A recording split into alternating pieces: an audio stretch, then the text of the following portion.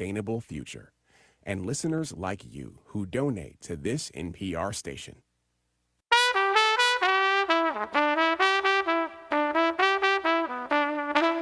This is Charlotte Talks. I'm Mike Collins. On Friday, Charlotte's immigrant community peacefully went about their lives, working, shopping, going to school, but they were on edge, aware that U.S. Customs and Border Protection was intent on shifting their operations to the Queen City. On Saturday, they arrived. The Department of Homeland Security sent this statement to WFAE News, quote, Americans should be able to live without fear of violent, criminal, illegal aliens hurting them, their families, or their neighbors. We are surging DHS law enforcement to Charlotte to ensure Americans are safe and public safety threats are removed. There have been too many victims of criminal, illegal aliens. President Trump and Secretary Noem will step up to protect Americans when sanctuary politicians won't, end quote. The beginnings of the surge echoed what we've witnessed in places like Chicago, where individuals are being profiled, questioned, and manhandled if they appear as though they might be immigrants.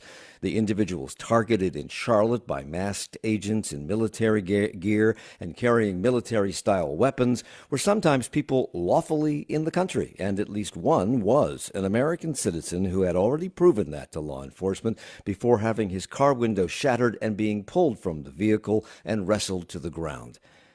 These don't appear to be the worst of the worst, as Donald Trump often describes those he has dispatched Border Protection and ICE to apprehend. But by the end of the day on Saturday, Border Protection pegged the number of arrests at 81, and Greg Bavino, the Border Protection officer leading the Charlotte operation, told followers on X, quote, we had a record day today, followed by 5 exclamation points. In another post, he wrote, quote, wherever the wind takes us, high, low, near, far, east, west, north, south, we take to the breeze. We go as we please. Charlotte's Web. And this time, the breeze hit Charlotte like a storm, end quote. He also posted an action video.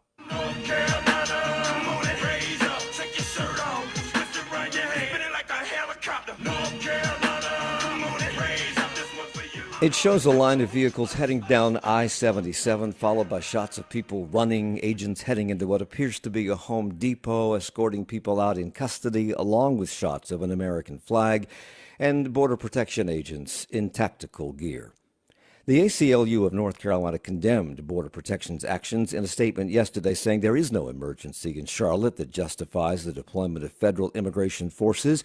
But North Carolina Republican Representative Tim Moore says he has full confidence in federal law enforcement and supports the operation because it is focused on organized crime and high-profile targets. South Carolina Republican Ralph Norman stated the agents are, quote, going after violent criminals, the gang members that are doing harm in this country, and predicted the success rate will be something, quote, Charlotte, Mecklenburg County, and the residents will be happy about. Yet on Sunday, around 300 people participated in a peaceful rally. Saturday, around 300 people participated in a peaceful rally and march uptown, and more demonstrations are likely to follow. It is one thing to watch tactics more aligned with authoritarian regimes being used in a distant American city. It is another when it's happening here at home. This hour, we recap what we know about CPP operations and so far, and the impact they've had on the immigrant community, on businesses, and on those who watched some of the apprehensions take place. We're joined by one of WFAE reporters who spent much of their weekend covering this. Our Nick Canal is with us. Charlotte City Councilman-elect J.D. Mazuera Arias, who will represent District 5 beginning in December, is here, and as is Stefanía Arteaga. She is co-director of the Carolina Migrant Network. 2 things I want to mention. Charlotte Talks reached out to several elected leaders and government officials across the region to join this program this morning, including but not limited to North Carolina Governor Josh Stein, Charlotte Mayor Vi Lyles, Congressman Tim Moore, members of the Mecklenburg County Commission, and representatives from the Department of Homeland Security. All either declined due to their availability or did not respond to our request. And you should know that Councilman-elect Mazuera Arias, who is one of our guests this morning, is the partner of WFAE reporter Julian Berger. Julian is not part of any editorial decisions involving this program or any WFAE content involving Mazuera Arias. Welcome to you all. And Nick, I'm starting with you. I mentioned that Greg Bovino, the head of Border Protection, the operation in Chicago and now in Charlotte, bragged on social media about 81 arrests being made so far at the end. That was on the end of the day, I think, on Saturday. Do we have a number for this morning? No, we're still keeping our eyes out for that, but we haven't received any totals yet for Sunday. Okay. The Department of Homeland Security statement describes this as a, quote, surge of law enforcement. Do we know how many Border Patrol or ICE agents have come to Charlotte in addition to the ICE agents already here to be part of this? No, I don't think so. I don't think we've got a confirmation of how many agents, but I mean, I will say it seemed like they were everywhere over the weekend. And a lot of these agents were traveling, it seemed like in squads where you would see 4 or 5 cars, big SUVs, driving together, pulling into, parking lots all at once, and agents, springing out of these vans to chase people. And it really did seem like they were everywhere. I was looking at, there's a website that has like a map of reported sightings for these agents. And it did seem from that map that a lot of the sightings were concentrated in Charlotte's major immigrant corridors along South Boulevard, Central Avenue, North Tryon, those sorts of areas. Do we have any idea how long they are planning to be conducting these operations? We don't. We have asked many times for some more information, including how long agents might be here, but DHS has not said. So, yeah, we don't know. And the goal, I take it, is to round up the worst of the worst. That's what we've been told in city after city across the United States and now here. Does that appear to be what they're doing? We don't know. We don't know who they have arrested. So the agency hasn't released any names or charges. Greg Bovino has been posting some photos on his social media of some of the people who've been arrested and saying that they had previous DUIs or assaults or other criminal histories. But, we don't have these people's identities, so we really don't know. I will say just anecdotally, I was talking with a owner of a car repair shop on Central Avenue. I think we might hear from her later, but she said that her lead mechanic was arrested by agents on Saturday. They pulled into her parking lot and, people started running and they chased this one employee. He tripped on the sidewalk and fell, and they took him into custody. And so she actually has shared a picture of this man's passport and some of his immigration documents, which were all left behind. Also, his cell phone was left behind, so they have no way to get in touch with him.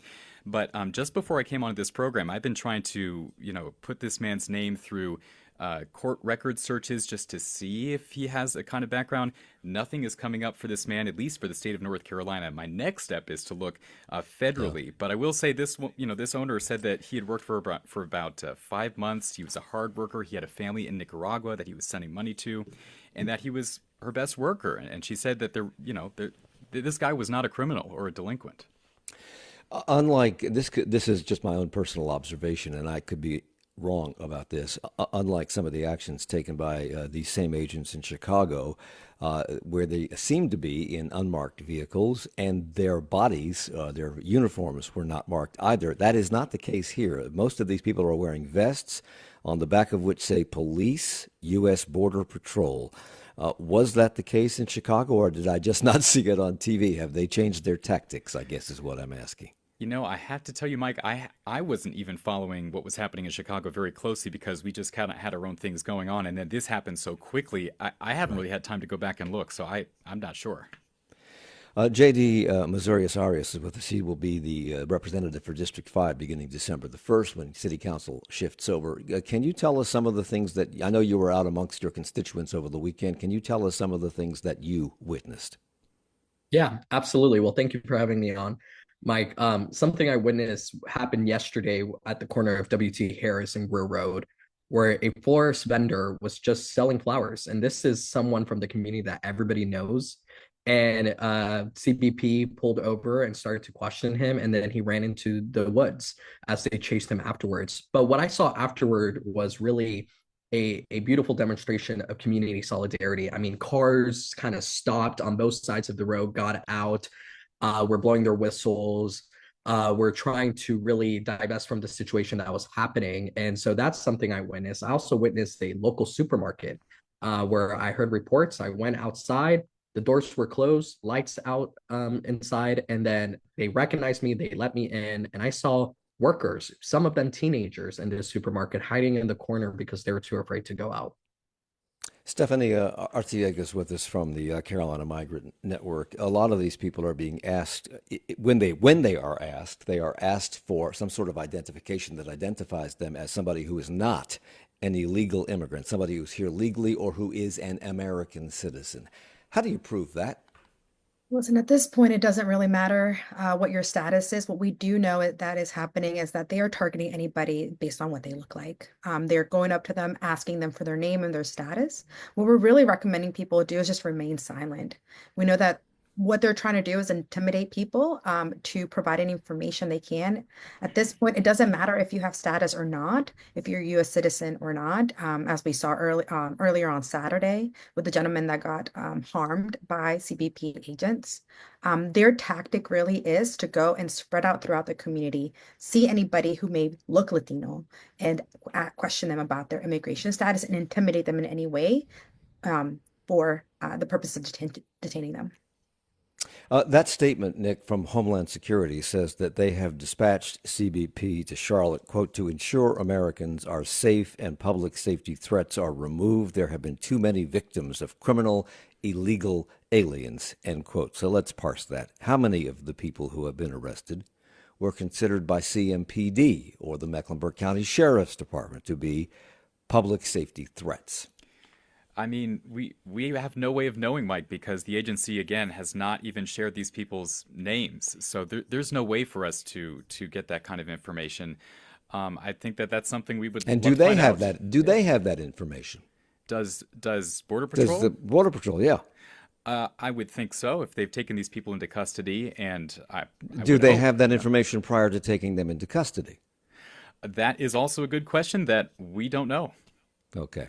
Governor Josh Stein released a video statement on X about what's been happening in Charlotte. He told North Carolinians that he and his team had been in regular contact with local Charlotte law enforcement, making sure that they have what they need to keep citizens safe. Stefanía, does that ring hollow to you? Because is he speaking to everyone? Is he speaking to native-born Americans? Is he speaking to the immigrant community who are being apprehended seemingly randomly?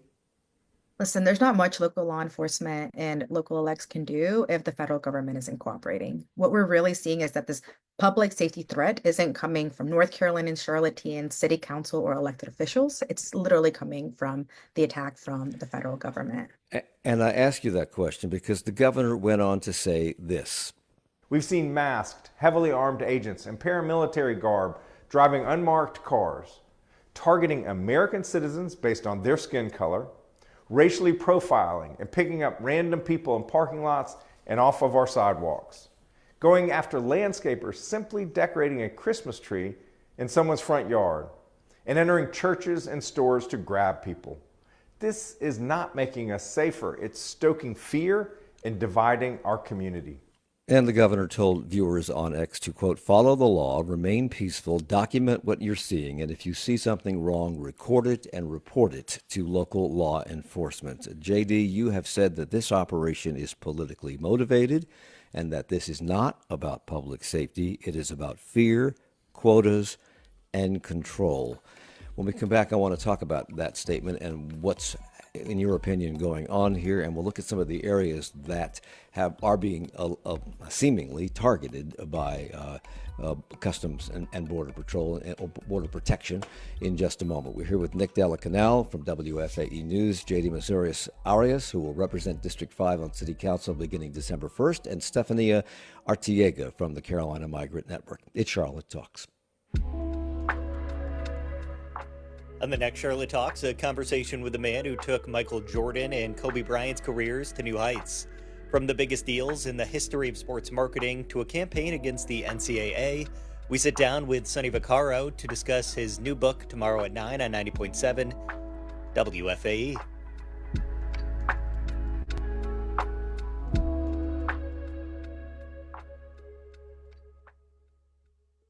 The longest shutdown in American history came to an end this week. 8 Democratic caucus members broke with the party to pass a spending bill. Democrats across the country attacked the move, claiming the defectors ceded a winning hand to the GOP. Fractures within the Democratic Party and how a new generation of lawmakers sees the way forward. Next time on 1A. You can catch 1A this morning at 10 on WFAE.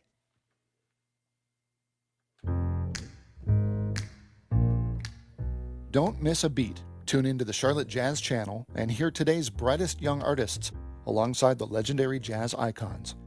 Whether you're an avid jazz enthusiast or just looking for an oasis from the news, the Charlotte Jazz Channel from WFAE is available 24/7 on our mobile app at WFAE.org or on WFAE HD2 on the radio.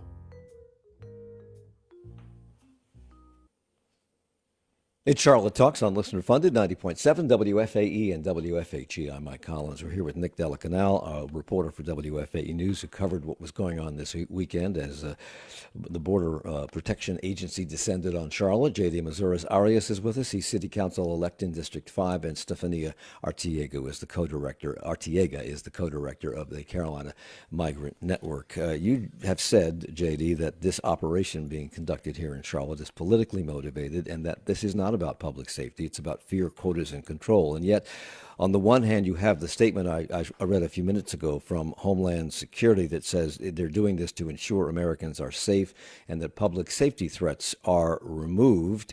And then you have Tom Homan, who was appointed by Donald Trump to oversee the administration's mass deportation strategy, saying that he views fear as a necessary consequence of law enforcement and that critics are misrepresenting the goals of the deportation campaign, which he views as a moral and legal imperative. There are those in the immigrant community who believe that people should come through channels and not slip over the border. Is the problem here that just the basic effort to send people who did not come here through channels out of the country, or is it the tactics being used that people have the biggest problem with? It's definitely the tactics. I mean, if what we're witnessing in Charlotte right now is not about targeting dangerous criminals, it's about targeting working families that came to this country for a better life. CBP wants the public to believe these operations are focused on people with criminal history, but that's simply not true. I mean, we just saw a recent data report about Operation Midway Blitz, where out of more than the 600 people that were arrested, only 2.5% had any criminal record. That's about 15 people. The rest, workers, parents, neighbors, people are just living lives. So I think, they want folks to believe that this is about public safety. What's happening is about instilling fear. And it's no coincidence that in LA, you have a black mayor. In Chicago, you have a black mayor. And in the city of Charlotte, you also have a black mayor. And they're all democratically led cities as well. And so for me, this seems more about politics than anything else. Stefanía. So, and I would just add, one of the common trends that we've seen throughout this administration is a focus on removing people's immigration status. There are people who have gone through the appropriate channels, are trusting the system, and the system is consistently letting them down. And so this has nothing to do with doing it the right way. People want to, but the fact is the federal government is shutting down all avenues and is creating havoc. And I just want to say one really important thing, because we're really focused on just immigrants, but this is having complete destruction of our city. We're receiving calls from people outside of Charlotte trying to figure out if they need to shut down their businesses, if they need to prepare. And just to put it in perspective, Nick mentioned this already, businesses are shutting down. Our economy relies on $36.9 billion of Latino income. That's our GDP. And all these businesses, not only here in Mecklenburg County, but the surrounding areas as far as Asheboro, Asheville, Greensboro, are taking precautions and not opening their businesses. And so this goes far beyond doing it the right way. This is literally trying to shut down any legal avenues for adjusting status, any type of opportunity for any safety nets for U.S. citizens or immigrants alike. Border Patrol agents were operational, Nick, over the weekend in Charlotte, in Matthews, in Pineville, probably other areas as well. What areas do they seem to be concentrating on? Well, I talked about this a little earlier, but yes, definitely the major immigrant corridors.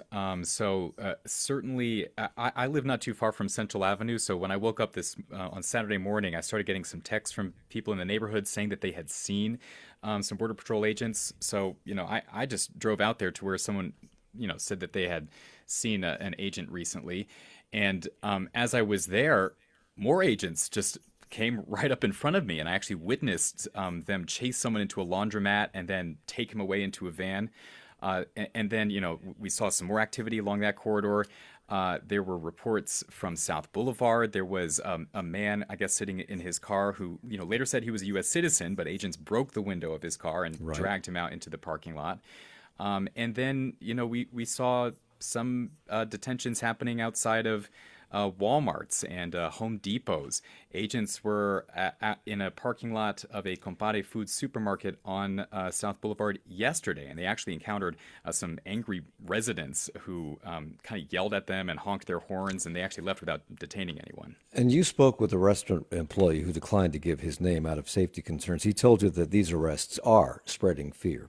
A lot of the workers are scared, and they said it's going to be worse over here in the east, in South Boulevard, in these areas where it's mostly a lot of Hispanics. And also on South Boulevard, a woman seems to have been detained. I've seen video of that taking place outside the Pep Boys store on the west side of South Boulevard. Do we know why these people are being detained? Why are they being just simply motioned to come here and talk to me, if that's the way that it's happening? Why? Why them? I think that... so the Border Patrol is saying that they are, targeting criminals in this operation. But what you hear from the people, from the business owners, is that they're just pulling up and talking to anyone who looks Latino. There was also a homeowner just off of Central Avenue on Saturday who said agents pulled up to her front yard where her landscapers were putting up some Christmas lights, and they walked up and started questioning them. And there's no way that these agents could have known who these people are. I wouldn't think. I think that they just stopped them and went up to talk to them because they looked Latino and they were doing yard work. Well, let me ask you this, Stephanie. I believe in that incident that Nick just mentioned where the landscapers were putting up Christmas lights, Border Patrol agents walked into the yard. The woman who owns the house was having coffee on the porch. She began to engage them in conversation and told them to get out of her yard. Can they come onto private property? Can I, as a homeowner, say, get out of my yard and leave these people alone? So we all have protections under the Constitution around what type of judicial documents are necessary to enter into private property, the right to remain silent. And what we're seeing is that CBP agents are not following the law, and in fact, they are violating various civil rights. As has been the case in various situations, like the gentleman whose window was broken and was removed from his vehicle, who was a U.S. citizen. And so we consistently hear this narrative of law and order, and we are not seeing that from CBP agents. The Catholic Archdiocese of Charlotte, which counts many Hispanics among its congregants, says it was not aware of any incidents with Border Patrol at its churches on Sunday. So apparently the federal government has not reversed course on what has been a common practice over the years, not to conduct operations in churches. But they do seem to be targeting businesses and supermarkets and grocery stores that have clientele that are of Hispanic origin or sell food or ingredients that appeal to that segment of the population. How many of these types of businesses, Nick, appear to have been the targets this weekend? I don't know if we have a set number for that. That's something I think would be really great for us to get. That could be kind of hard to quantify, though, but that's a good question. JD, we don't just have an immigrant community made up of Latino or Hispanic folks. CMS has students that speak 194 distinct languages and come from 158 to 183 different countries. We have Asian restaurants and food stores. We have Indian restaurants and food stores. We have businesses that cater to individuals from many parts of the world. Are they being targeted, or is it just those of Latino and Hispanic origin? I think anybody can be targeted, right? But In terms of this specific operation, I think what we're seeing is a specific targeting of Latino and Hispanic individuals. I mean, the latest Supreme Court ruling makes it painfully clear that what's happening is about giving federal agencies legal cover to racially profile and control folks. I mean, earlier this year, the court allowed roving immigration patrols to resume in Los Angeles, patrols that can stop people based on how they look, the language they speak, or where they work, in other words. And Justice Sotomayor really warned it in her dissent. We should not have to live in a country where the government can seize anyone who looks Latino, speaks Spanish, and appears to work a low-wage job. And that's exactly what this ruling is allowing to happen in our community. And it's what we're seeing the Latino and Hispanic community being targeted of. Stephanie, early on Saturday, the city of Charlotte-Mecklenburg Schools and Mecklenburg County sent out a joint statement. It read, quote, "Our organizations believe that our diversity makes us stronger, and with that belief, we are unwavering in our commitment to a safe and welcoming community where everyone can grow and thrive." The Trump administration has already attacked organizations that adhere to diversity goals. Does making a statement like that help or hurt? That's a great question, and I think it's really important for folks to understand that it's not just about the statements that we're putting out, but the actions. At a time when we're seeing the disruption of democracy, of civil rights, of just the ability to live freely, it is absolutely imperative that all cities stand up and take action. The mayor of Chicago did an incredible job on informing his community, of calling upon the UN to investigate the civil rights violations that they were seeing. That is the type of leadership and action that we need. We cannot. Well, let me ask you about that, because these are early days. It's only been 2 days since this began, but a lot of our leaders are missing in action. Yes, they've issued statements, but they don't appear to be on television. They don't appear to be on the radio. We invited them all on this program this morning. They all had conflicts, so they didn't return our calls. What's up with that? I think that's shameful. I think that's shameful because you know why? We have a hotline that has received over 600 calls from community members who are scared to send their children to school, of people who were fearful that a man was shot by CBP yesterday. And thanks to our verification, we were able to find out that he had a cardiac incident and he was hospitalized. And CBP followed him to the Atrium Hospital at University. That is infuriating. JD, you're about to be on city council. As I said, our leaders appear to be missing in action. Several of them had to go to a transportation board. They're setting up this new transportation system under the new tax system, and I understand that's important, but this is more important, it seems to me. It's more urgent at the moment, and yet they're not available. So as a future member of council, what's your take on this? Well, I appreciate the question, Mike. I think, to Stefania's point and your point, statements can't just be the only thing we do, right? I mean, I will say Councilmember Malcolm Graham stood side by me at the press conference. County Commissioner Mark Jarrell, Mayor Lyles, CMS Chair Stephanie Snee put out statements, but there's definitely more that we can do as city and local leaders, right? And I think, Councilmember Dimple Ashmir is pushing and is being out in the community as well. But I absolutely agree. I think the moment has met us in the city of Charlotte, where typically we go as business as usual, or what folks like to call the Charlotte way, right? But I think this moment requires decisive action and a demonstration of unity with our community, and by acting. And statements can't just do that. We need to act. In Chicago, Stephanie, a lot of these people were just disappeared, essentially. They were taken off the streets and hauled away in unmarked vans, and I don't know what has happened to those people in Chicago, and I'm not sure we know yet what's happened to the people they've removed from the streets in Charlotte. If you are detained in the United States of America, do you not have a right to make a phone call to your family? Do you not have a right to speak with an attorney? Or am I just watching too much television? Those are your rights, but we are not seeing that in actuality. And in fact, since Saturday, we've had a very difficult time trying to locate individuals who have been detained. Usually in the Carolinas, we knew exactly where people went. Usually it was to Georgia.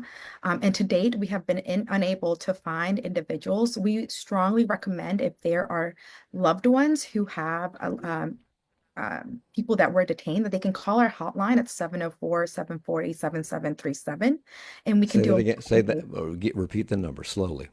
Yes, 704-740-7737, 704-740-7737. We are able to conduct legal intakes and try to assist the family in seeing if there's any type of relief. But by far, the biggest challenge has been that we have not been able to locate folks who have been picked up yet. Yeah, yeah, and I'll second that, Mike, as well, because I'm also trying to track some of these people, and I haven't had any luck either. ICE has been conducting operations in our city for some time now. Do you understand why an additional government unit, border protection, needs to be added to the mix? Stephanie? I think this is a political show. I think this is political propaganda.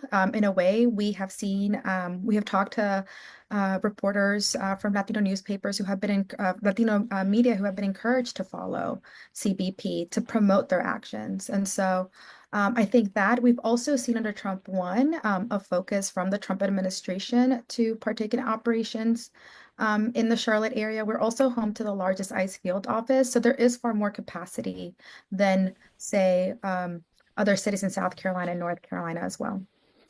JD Greg Bovino, the head of the Border Patrol operation, claims that many of those arrested in the various sweeps that took place this weekend had criminal histories. He added that his agency would release more information about those arrested on social media. Has that happened yet? No, it hasn't. I mean, we saw, I think early yesterday morning, DHS came out with a press release highlighting 7 out of the 81 arrests that they said were alleged to have criminal backgrounds. The rest were ordinary residents, workers, parents, students, and nationally, as I've mentioned before, 72% of ICE detainees actually have criminal records. I mean, 72 don't have criminal records, right? And so it's not about removing threats from the community. It's about intimidating a community that's already contributing, working, and living here. And when they put out these press releases, it's really important for the public to not fall into that narrative that they're just here looking for violent criminals when that's not the case. Stephanie. If I can just add, one of the things that we have seen is that there's a clear difference in the definitions that DHS utilizes in terms of the word criminal. They classify folks that have been charged but not convicted as criminals. And so we see a higher increase in who they deem to be criminals. So I just want to make that very clear. So the principle of innocent until proven guilty does not apply here? Okay. JD, you wanted to comment. And of course, to my colleague Stephanie, I also want something her and I have spoken a lot about is being here undocumented is not a criminal offense. It's a civil offense. And yet CBP and ICE and these federal agencies are treating these folks as criminals. Well, the administration has said that it considers people who have come across our border illegally, they are criminals by definition. That is not the case, Stephanie? By their definition. I would say by their definition. And I think that's the part where we're really trying to make sure, understand that we're not only dealing with essentially a federal takeover, but we're also dealing with a propaganda war, right? We're seeing narratives that are not realistic to law. I should mention again that we invited representatives from the Department of Homeland Security to join us this morning for all or a portion of this program, and they declined due to availability or did not respond to our request. We will continue our conversation of what's been going on here in Charlotte when we come back.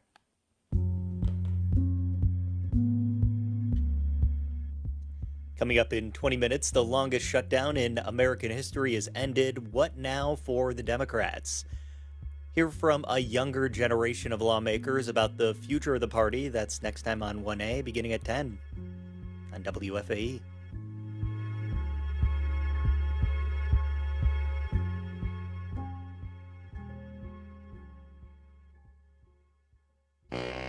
Hey, this is Steve Inskeep. One of the things you can count on from NPR and this station, we've got your back. When it comes to reporting the news, bringing you facts you can count on. And one thing this station counts on is contributions to keep it going. You can help by donating a vehicle you no longer need, which is free to you, easy to do, and could mean hundreds of dollars worth of support. Thanks. Learn more at wfae.org/cars. Stay connected to your community with WFAE's mobile app. Get the latest news, in-depth stories, and insightful commentary from Charlotte's NPR news source right at your fingertips.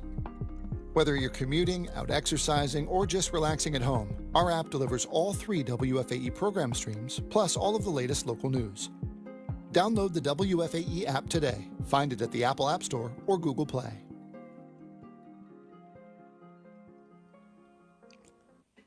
It's Charlotte Talks on WFAE and WFAE.org. I'm Mike Collins. We're here with Nick Della Canal from WFAE News. J.D. Mazuera Arias is City Council elect in District 5. He will take office on December the 1st. Stefanía Arteaga is with us. She's the co-director of the Carolina Migrant Network. A woman by the name of Jessica Arias has a car repair shop. You've spoken of her, Nick, a moment ago here in East Charlotte, and she described agents tackling an employee who ran, but they later took him away in a van. They just came random. They are picking people at random. They are not here for delinquents. They are here for working people. JD, from what you know in talking to people around town, some of whom are your constituents, did it appear to be completely, absolutely random? Did it appear that they knew who they were going for in any cases? No, it did not appear. There's no coordination with this operation. They're really just going to the most highly Latino populated parts of Charlotte, South Boulevard, East Charlotte, some parts of West Charlotte, and they're just going and roaming around and picking folks and, quite frankly, being bullies and really infringing on these folks' rights. So, Stephanie, the Carolina Migrant Network provides free legal representation and advocacy for immigrants who are facing deportation or detention in the state. But as we have seen in other cities, individuals are being rounded up. I won't say arrested because you can't be arrested without an arrest warrant, and Border Protection doesn't seem to have any arrest warrants. They just take you, and they put you in a van and they haul you away. Do we know where these people are being taken as they are being detained? We do not know where people are being taken. That is something we're actively trying to figure out. We've talked to family members who've had loved ones detained, and they have not heard from their loved ones yet. So they're not going to the Mecklenburg County Jail? They're not going to the Mecklenburg County Jail. So in terms of immigration detention, the way that it has operated in the past is people who are detained are either held temporarily at the Charlotte ICE field office, or they're sent to Alamance County, where there's a contractual agreement for bed space. Nick, has no news organization followed one of these vans to see where they're taking these people? I believe that there are 2 addresses that I've seen circulating, but we haven't confirmed that with the Department of Homeland Security. I did send them an email, so we're trying to get some more information on that. But it's my understanding that, yes, once people are arrested, they are transferred to ICE custody. So in other cities in the United States where these operations have been conducted, those detained report being denied contact with the outside world, denied attorneys, denied food, denied proper sanitation, denied medical attention, etc. Is that legal in the United States, Stefanía?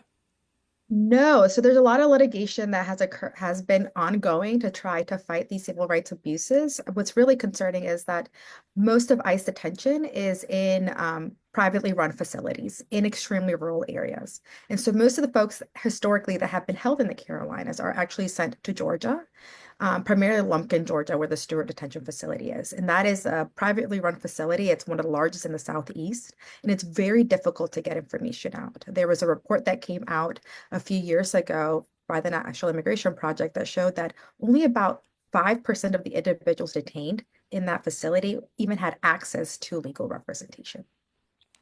The Fifth Amendment to the Constitution says all persons have a right to due process, yet hundreds have been deported without due process. State, county, city leaders have all called for calm. They've expressed their support, but none of that matters.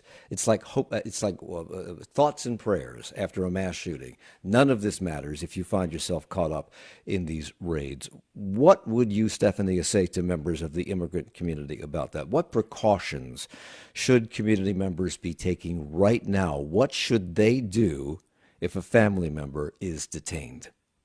Well, right now, what we're telling folks is to really focus on preparation, creating family preparedness packets, collecting all the necessary documents in terms of your identification, if you have children who are U.S. citizens, if you have medical conditions, information about your immigration status or your immigration history. And we're also telling families to do that now because we don't know where their loved ones are. And so right now it's critical that we start collecting those documents to ensure that we can move as quickly as possible. It's dangerous to make Nazi Germany comparisons, but we've all seen the movies of Nazis coming onto the trains and asking to see your papers. Should people be carrying their papers, their passports with them? That's a great question. We've recommended people do, but it doesn't seem to matter. It doesn't seem to matter because CBP is not following the law.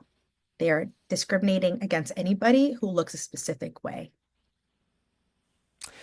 This is clearly going to have an economic impact. It already has had an economic impact, JD, because people have been closing their businesses. Some people, we noticed on Saturday around town that Hispanic-owned businesses were not areas of town that are frequented by Hispanic customers were simply ghost towns because they were afraid to come out. Do we have any idea what kind of an economic impact this is having on both the city and these businesses? I mean, the economic impact of this operation in East Charlotte is already devastating. I mean, it just doesn't just terrify families, it shuts down local life. We've seen bakeries such as Manolo Bakery in District 5 shut down. Restaurants, landscaping crews, and cleaning services closed their doors out of fear. Yesterday, I went to lunch at a Colombian restaurant in East Charlotte, and while they were open, their doors were locked, inviting people to come in. And when I walked in, I spoke to the manager and they said that all of their waiters called out and they only had 2 folks in the kitchen and most of it was being run by the managers there. District 5 runs on immigrant labor and small business from Central Avenue to Albemarle Road. The people most affected are the backbone of our local economy. If you drive down Central Avenue, Albemarle Road, or Sharon Amity right now, it's basically a ghost town. It's something, and typically in an area that's really high congested with traffic, right? And so not only are folks not going to work, but people are afraid to, contribute to the local economy as well.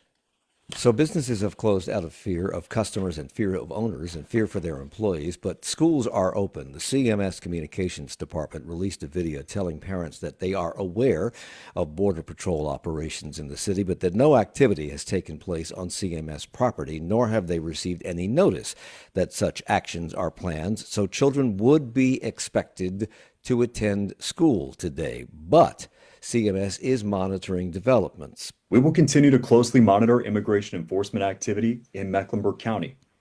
If an emergency situation on any of our campuses does arise, we will reconsider remote instruction at that time. CMS follows all federal and state laws protecting students' rights to a public education. The U.S. Supreme Court guarantees that all children, regardless of immigration status, have the right to attend public school. So, Nick, CMS has policies in place to allegedly prevent any student from being removed from a campus, but onlookers posted videos of a teenage worker being removed from his place of employment over the weekend. What is to stop masked officials carrying military weapons from entering a school and doing whatever they want? Do school officials or any local officials have any recourse? That's a good question. I know that Charlotte-Mecklenburg Schools has said that at least ICE agents are allowed, or they can't prevent them from accessing public areas of campus, which I imagine would be the outdoors. I think they've also said school lobbies as well.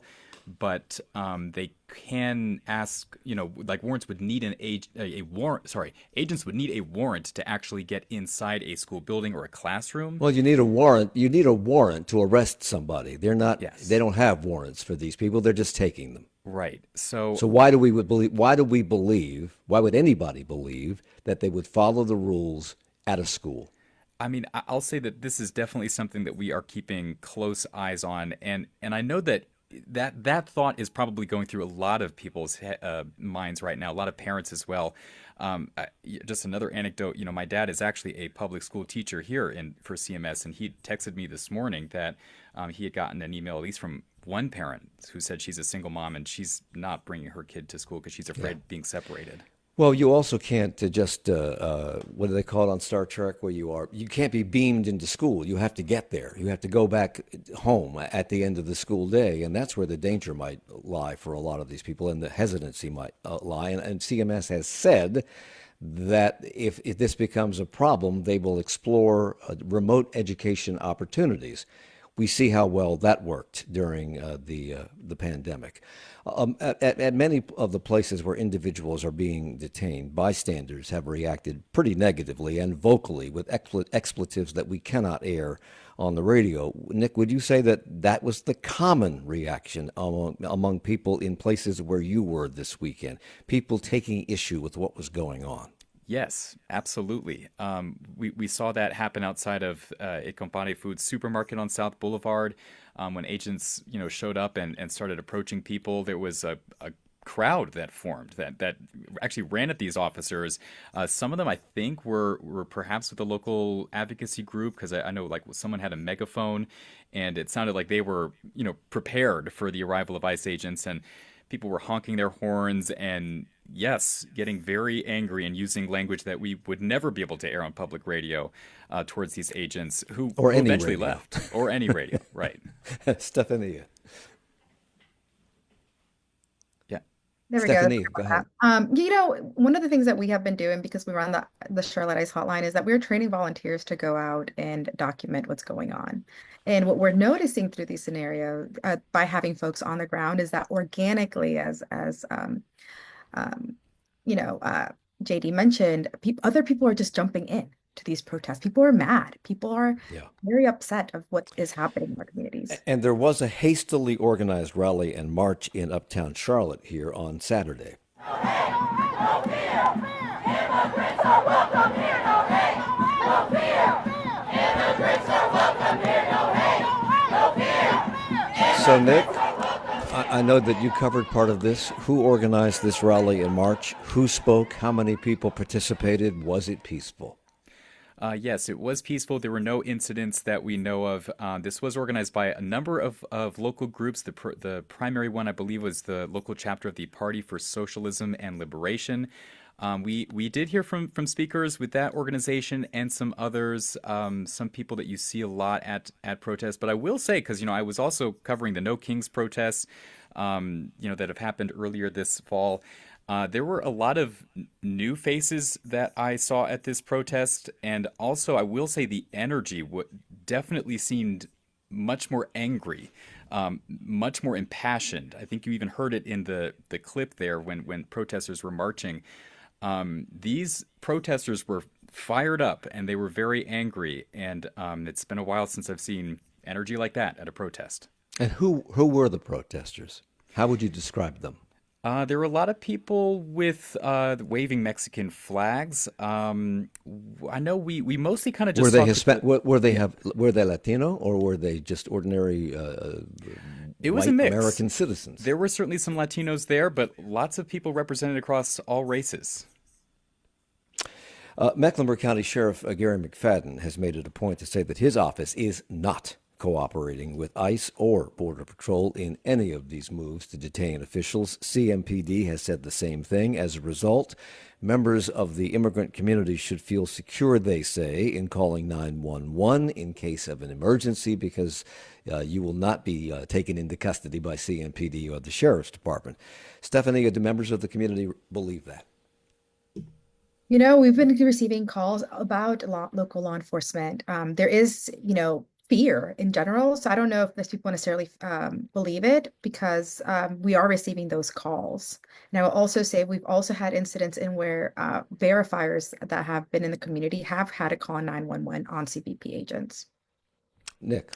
Yeah, well, actually, really quick, I just wanted to go back because you had asked if if these protests were peaceful and if there were any incidents, and we did talk to the police captain there who said that there were no incidents, but police were asking some protesters to remove their masks, actually, because we have this new mask law in North Carolina that prohibits people from concealing Why should their they identities. remove their masks if the people arresting people are masked? So that is a good question, and If they are masked and it's against the law in North Carolina to be masked, why aren't they being arrested by CMPD? You know, I've actually contacted some criminal defense attorneys asking for maybe a read on this or an opinion. I think that sometimes there are exceptions for federal agents, so we're kind of checking that out. But a lot of people did raise that on social media. The mayor of Evanston, Illinois, Daniel Bliss, wrote an op-ed article for The Observer in advance of the arrival of these individuals. We invited him on the program today, but he couldn't work it into his schedule. But in his op-ed piece, he had some recommendations for Charlotte based on what worked in Chicagoland. He suggested, quote, local municipalities strengthen local laws and block city data from being used for civil immigration enforcement. They also established ICE-free zones in Evanston, Illinois, prohibiting federal agents from using city property to stage their operations. Their police adopted a policy that if someone reported an ICE abduction, they would respond as they would to any abduction. JD, what's your take on those recommendations as a future member of City Council? I think we need to lead by example. I think we need to follow into the footsteps of cities like Chicago and LA, because this is really about protecting our residents and our citizens. It's about public safety, and it's something that CBP is claiming to do, but it's not doing. So I welcome those recommendations. I know that Action NC last night posted recommendations and actions that City Council should take, which includes not allowing immigration enforcement to happen on city property or in city-owned buildings. Additionally, pushing for City Council to just be a little bit more proactive in terms of limiting the enforcement that's being done by CBP and ICE.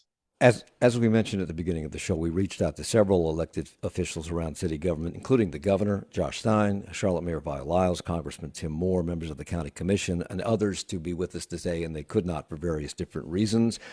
So, Stefanía, in the absence of all those people and in the 30 seconds I have left, is there anything that local leaders can really do that would be helpful outside of making these blanket statements, press releases, and expressing their support? What can they do?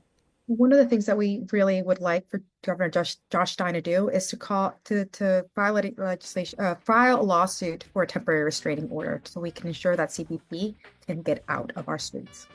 Has that been communicated to the governor? It has. And I also just want to make sure that people know that tonight we have signed on to Action NC's letter, and we're asking folks to show up at City Council today at 3 o'clock at the government. 5 o'clock, I think. 5 o'clock. Stefanía Arteaga is co-director of the Carolina Migrant Network. She joined us today along with JD Mazuera Arias, City Council-elect in District 5, and Nick Della Canal, a host and reporter here for WFAE News. Thank you all for the hour. Charlotte Talks is a production of 90.7 WFAE. Support for Charlotte Talks comes from Mazda.